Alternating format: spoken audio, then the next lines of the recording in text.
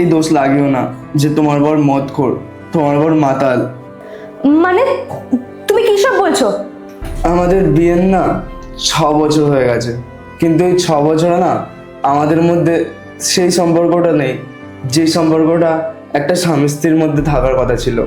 আসলে তুমি আমাকে বিয়ে করেছো শুধুমাত্র নামের জন্য। তুমি আমাকে কোনোদিন ভালোই বাসনি। তুমি তো ভালোবেসেছো তোমার ওই বয়ফ্রেন্ডকে, যার সাথে তুমি সকালবেলা কথা বলছিলে।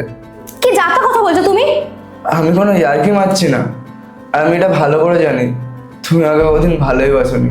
তুমি তো তোমার বয়ফ্রেন্ডকে ভালোবাসো, আর এই জন্যই তুমি আমাকে তোমার কাছে আসতে দাও না, তাই না? আচ্ছা, তুমি একটা কথা জানো, একটা ছেলের না কেরিয়ার তৈরি করতে 25 বছর লেগে যায়, আর সেই 25 বছর পর না সেই ছেলেটা একটা মেয়ের উপরেই ভরসা করে, আর সেই ভরসাটা তুমি আমার পুরো ভেঙে দিয়েছো। আমি তো চাই